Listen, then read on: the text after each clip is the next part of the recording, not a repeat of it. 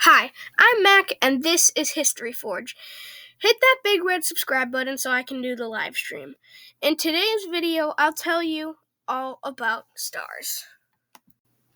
In the short story, a star is a burning ball of gas, but to explain it fully, a star is a ball of hot gases or plasma that release radiation, heat, and light.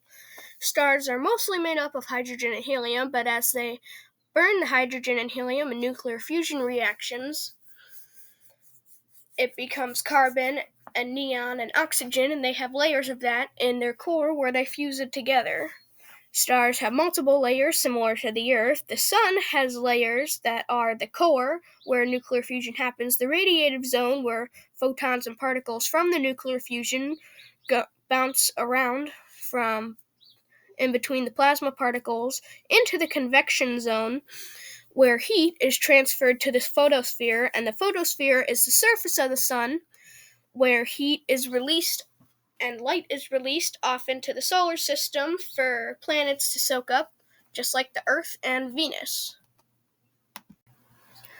Stars are born from nebulas with dust and gas. Once a star gets big enough, it can start nuclear fusion reactions. A brown dwarf is a failed star, as it cannot trigger thermonuclear reactions in its core.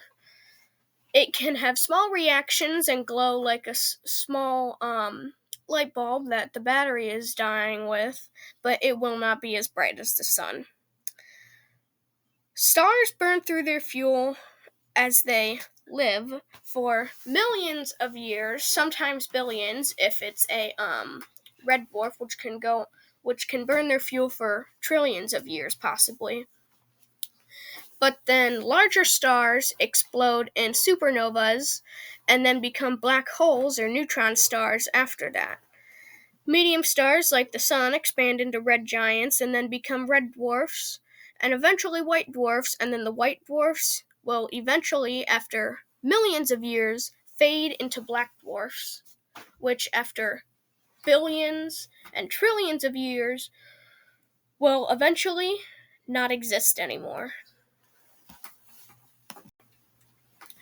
Rather than burning, as there is no oxygen in space, stars have nuclear fusion reactions in their core. Hydrogen has two isotopes called H2, or deuterium, and H3, or tritium.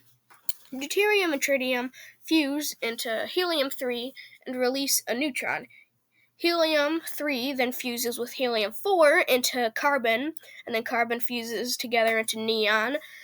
Then neon into oxygen, oxygen into silicon, and then finally silicon fuses into iron. Then the star implodes on itself because there is no more nuclear fusion holding up the star, so then gravity implodes on the star, and then the shock wave bounces off the iron core, causing an explosion that you might know as a supernova. There are many types of stars, and the many types of stars have different colors, but the main types of stars are red, yellow, and blue. Red stars are cooler, but are still very hot, and are also some of the largest stars, such as red hypergiants. Yellow stars are often medium-sized and often have temperatures in between blue stars and red stars, similar to the sun. Blue stars are the hottest stars, but are smaller than red stars, although a blue giant can expand into a blue supergiant or a red giant. And they only burn their fuel for a few million years. But the smaller a star is, the longer it can survive. A small red dwarf can burn its fuel for trillions of years. However, a star like our sun burns our fuel for about 10 to 13 billion years. And then a big blue star, you might think, well, it's bigger, which means more fuel, which means it can live longer. But no, it'll only burn for a couple million years. Bye! Also, do not forget to like and subscribe. Please like and subscribe. I really need you